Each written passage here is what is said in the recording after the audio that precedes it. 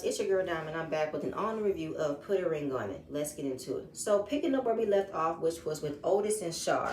Otis trying to bully and force Dr. Nicole to overlook how he's treated Shar and talk about the things that she does. But like she said, I cannot jump ahead and just check her on the things that she do when we're still trying to understand why you do the things to her.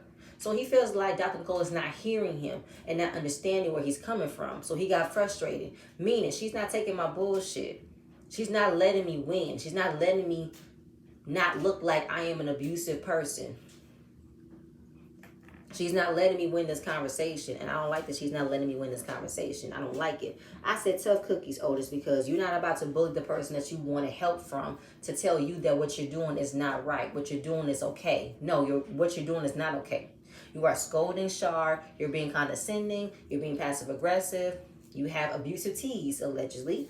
So, no, I'm not going to do that. So, while all that shit aside, he does say yes to another date with Milan. So then we get to Shar's date with Brent. It was nice. He's a great listener. He's a great talker. It was comfortable.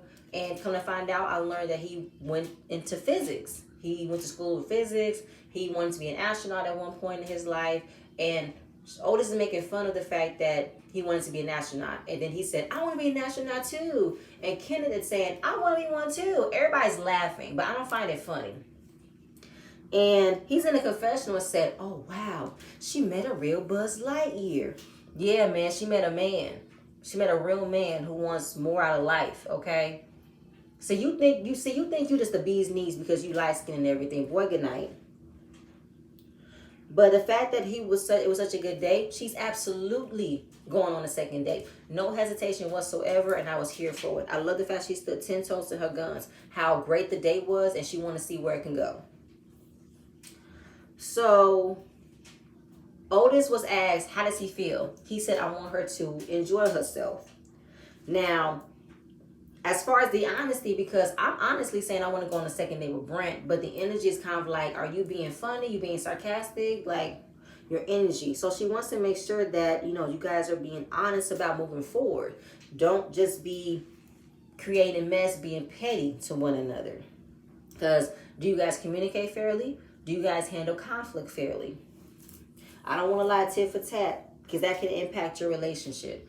And Shar agrees. They do be going toe to toe one another. They do be petty. And she wants them to let go of the silly things. Kenneth and Shorty. She talks about her date with Hollywood. He's an attractive man. He's a great listener. He's a great talker. Obviously things that Kenneth does not do.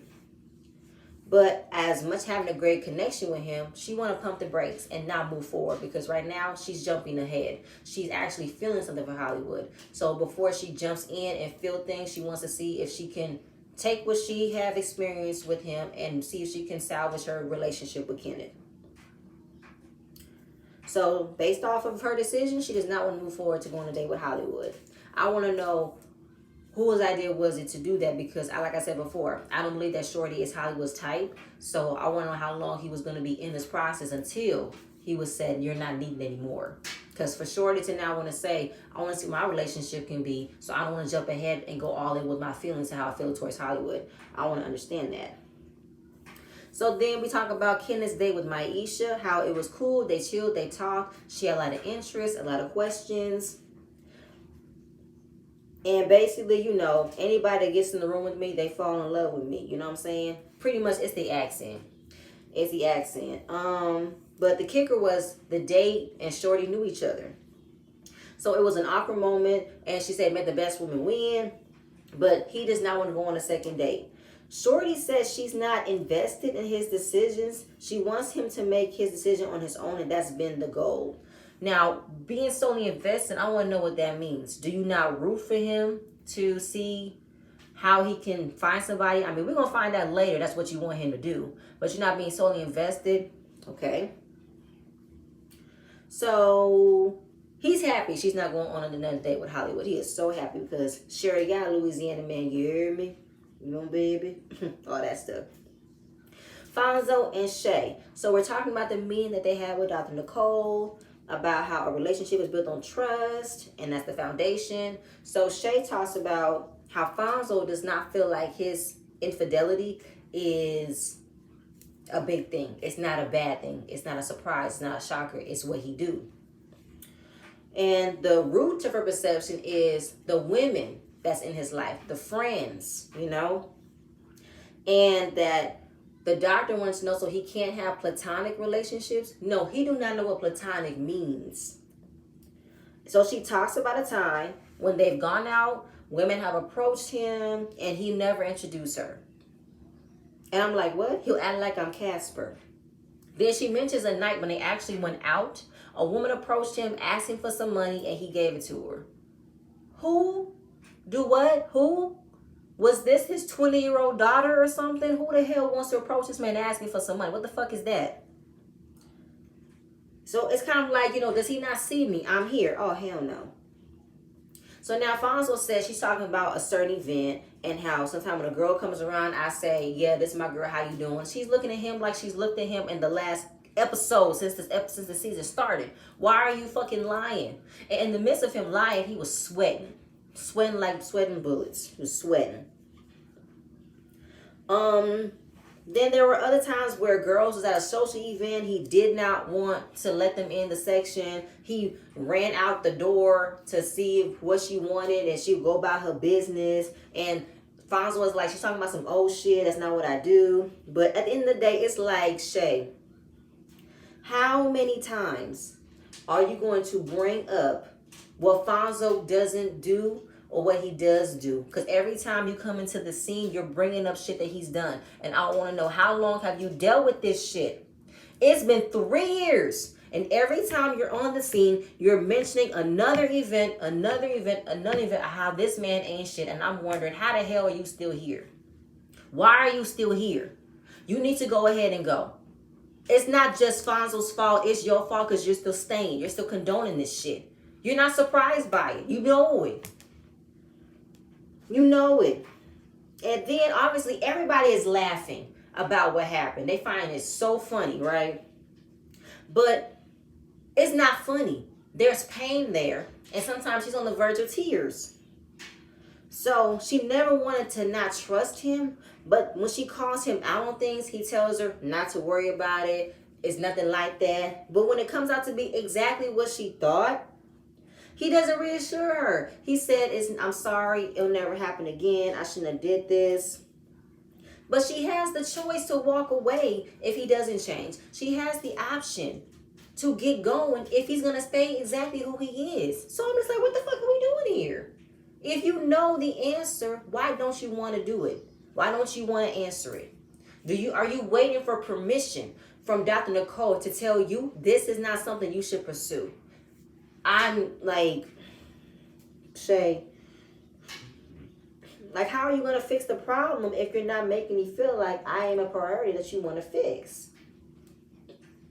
But I just feel like this is some bullshit. Every time Shay comes into confessional in the scene, Fonzo don't admit to shit. She calls him out, and I'm just like, y'all, it's never a dull moment with y'all. I can't.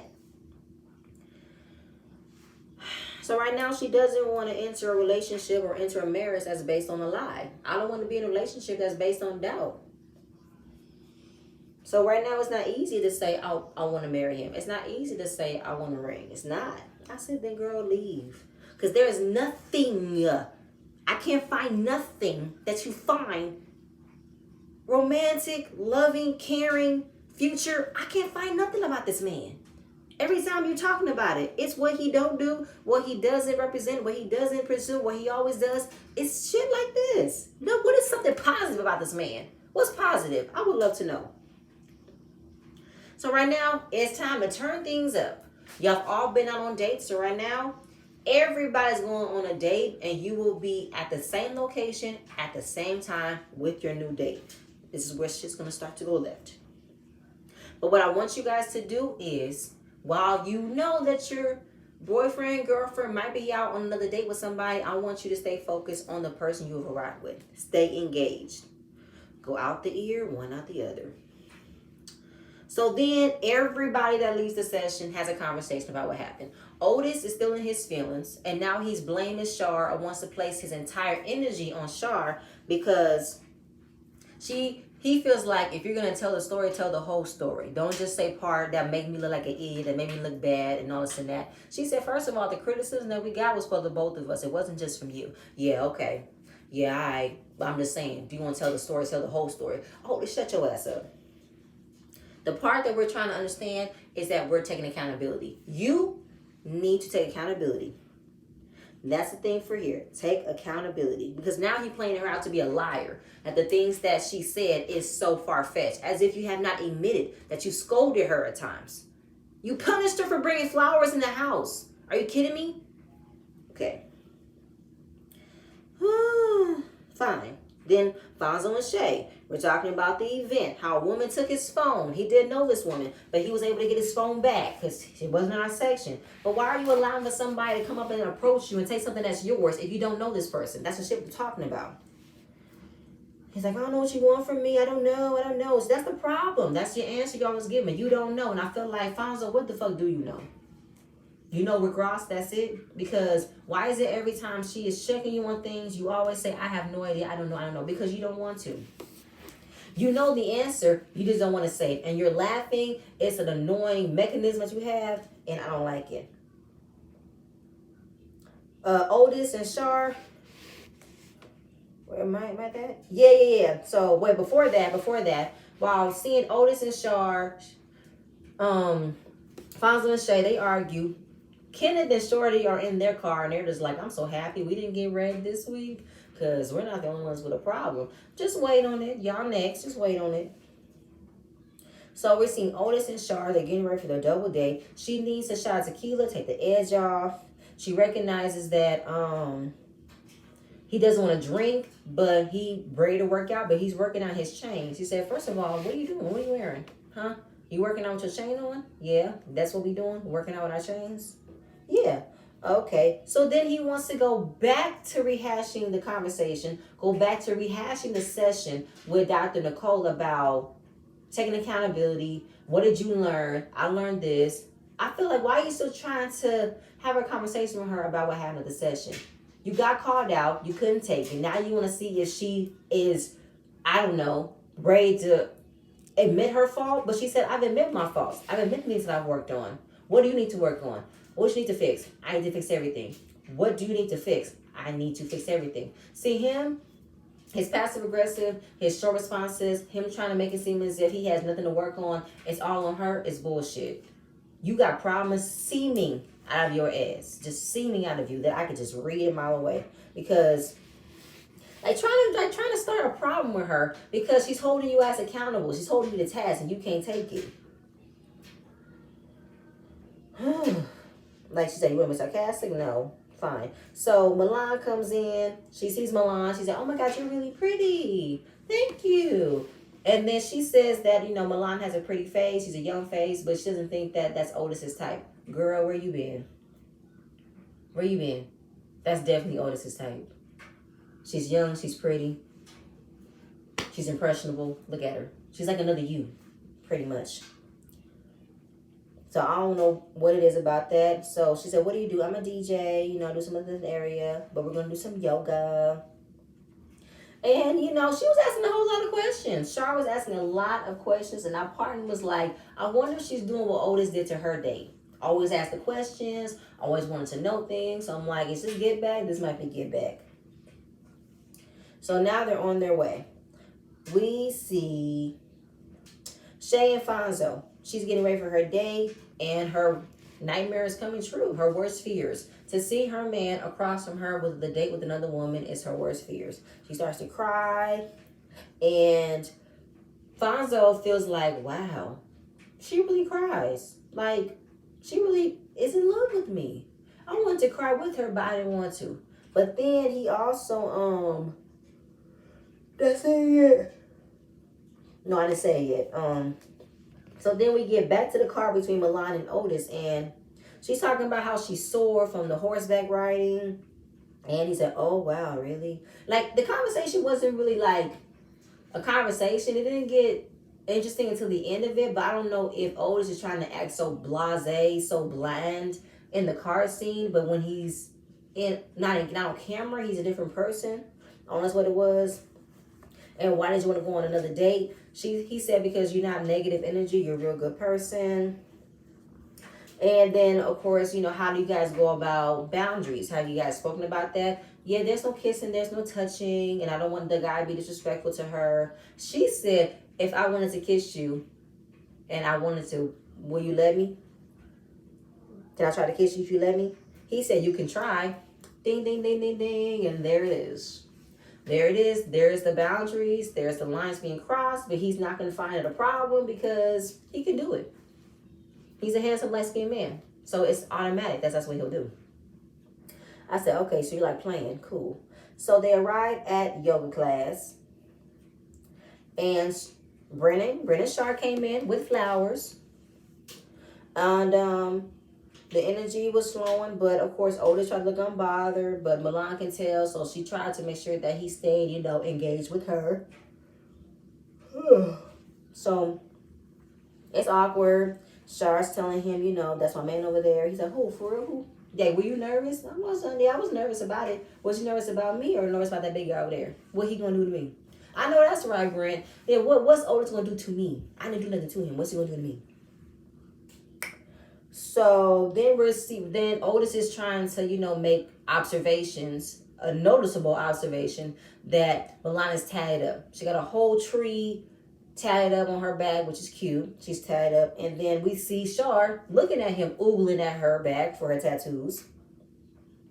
And so Char wanted Brent to stretch her out to make Otis look at her. And Otis is like, she's trying to get my attention, but she's not doing it. It's not going to work. Well, obviously she is because she's talking about it. So throughout the entire scene, we see Char clowning them for not getting their poses right, for not being, good at the exercises. She keeps on referring to Milan as a young girl, like Otis's daughter, because she has a young face. Well, she doesn't wear any makeup. She has her natural freckles. She has a natural glow on. She probably has a really good skincare routine that when you don't wear makeup, your face is not aged. Now, Char, you're not old either. You wear makeup too. But it's just a difference of preference when it comes to makeup. She just has a baby face. It's completely understandable why you would think she's younger than what she is. But hey, you could never tell when someone looks at their age. You can never tell. People look at me and they look at me and say, you 17? No, I'm actually 28. You do not look like you 28. You got such a baby face. That's true because I have a baby face. I have a cute face. So that's how it looks. Back in the car. Where am I at? No, I'm not there. Where am I at? All right. Yes. So, after that, the yoga instructor, she do what she wants to do, but Brent can tell that Char was definitely a little jealous of Milan and Otis's connection, but he wasn't really that fazed because he wanted to make them jealous as well. But Char definitely showed how jealous she was in this scene. I was kind of like, girl, it was funny, but I'm like, girl, pull it back just a little bit. Just a little bit, pull it back. So after yoga was done, Otis decided to walk up to her and try to give her a kiss. She said, no. He said, for real? Yeah, go wash your hands. You don't try to kiss on me when you on a date. Boy, bye. And I'm like, exactly. Oh, what you trying to do? That don't make no sense. Because you're trying to show me some love in front of your date. That made your day feel some type of way. So don't come over here. Stay over there. So then we get Kenneth and Shorty. They're about to go on their date. So they're talking about they want to trust the process. And she wants to know if he's going to be able to handle the process. Handle me going on a date with another man in front of you. How you going to feel? Are you going to act up? He said if he sees anything crazy, he's going to take initiative to fix it. So, yeah, he might get upset. But that's not what Dr. Nicole wants them to do. She wants them to stay engaged, have some self-awareness, have some trust in your partner, and trust in yourself. Yeah, but at the end of the day, if I see a man touching my lady, it's on and popping. You know what I'm saying? I don't know. Like, I feel like for Shorty to have this conversation with him, to see where his mind would be at, see what he'll do if something did go awry, I think she likes that. I think she likes seeing him go crazy, seeing him act up. It turns her on. But I feel like he shouldn't do it when it comes to him being petty towards her. If he wants to fight for her, than fight for her when it comes down to men being disrespectful towards me. I have no idea, but I just feel like I wouldn't want my man to act crazy when I'm on a date with somebody if this is the process that we signed up for.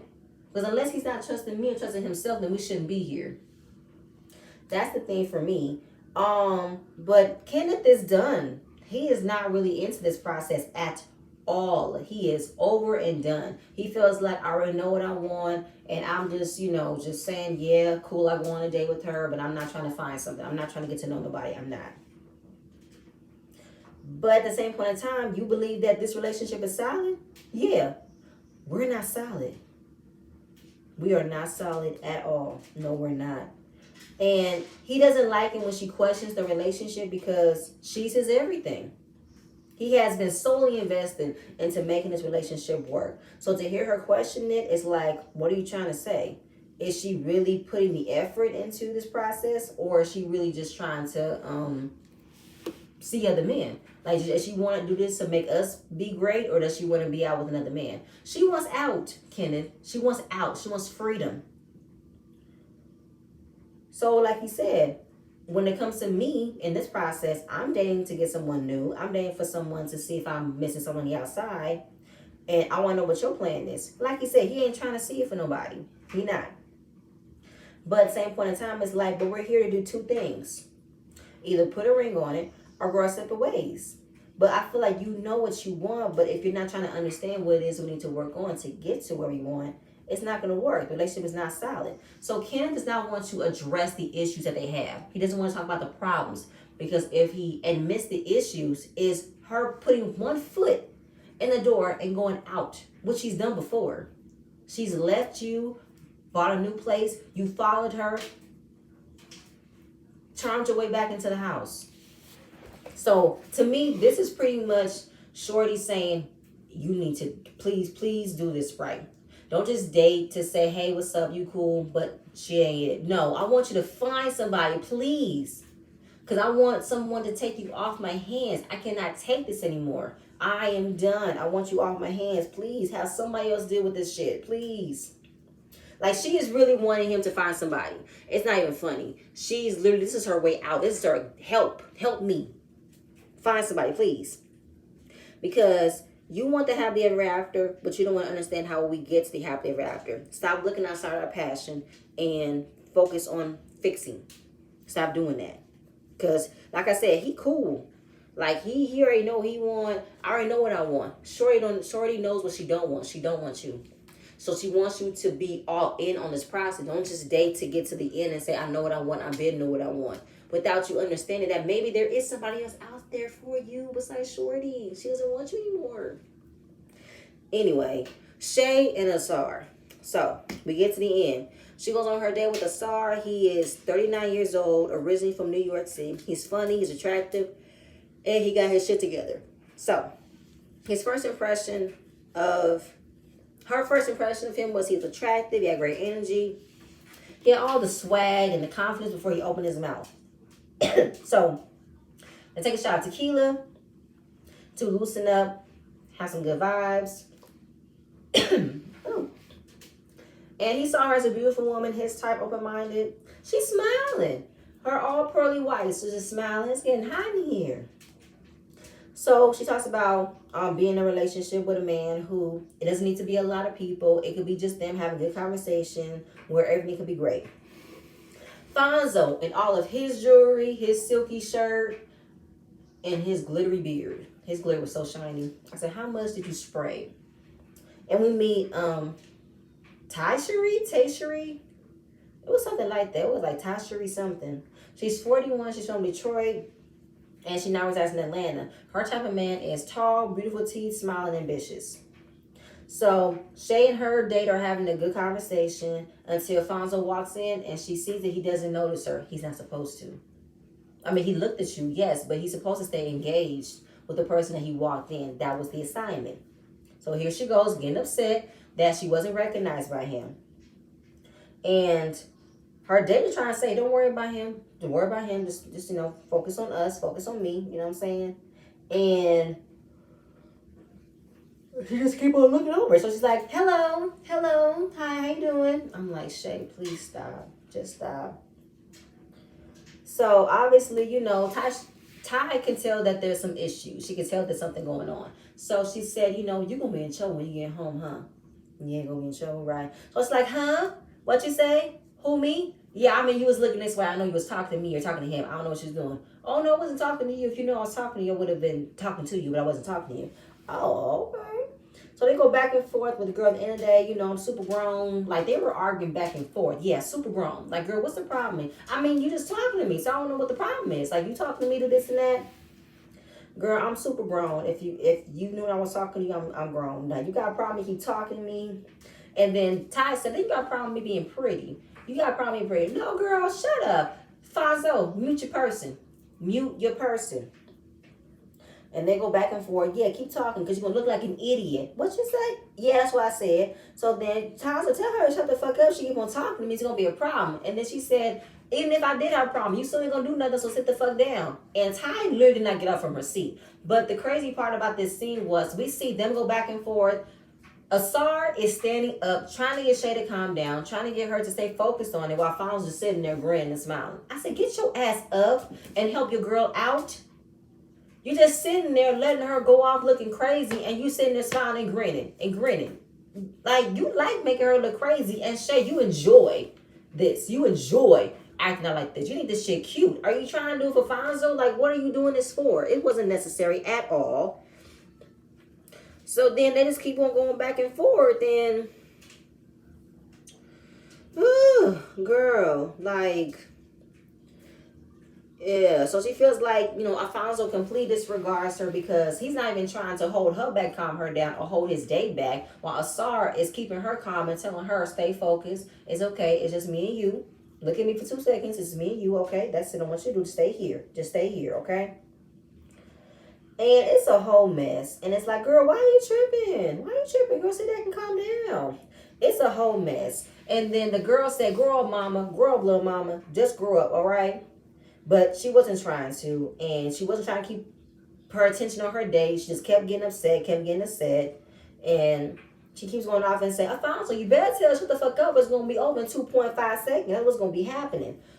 I saw her was like, I'm in a boxing match. I'm a referee. But I feel like even if I was trying to calm her down, she wasn't listening. And she wasn't. So it wasn't working. So, girl, at the end of the day, Ty said, listen, if y'all was going to be a problem, y'all shouldn't have signed up for this show. And I agree. If this was going to be the reaction, you shouldn't have signed up for this shit. Why y'all signed up for this? They go back and forth again.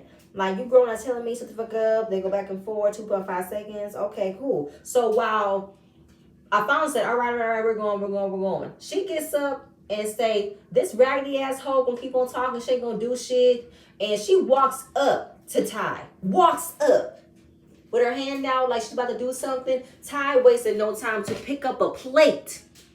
And hell is it she about to throw it. And then, of course, you hear a glass break, but yet we didn't see the glass break. We didn't see anything after that when they both got in face to face.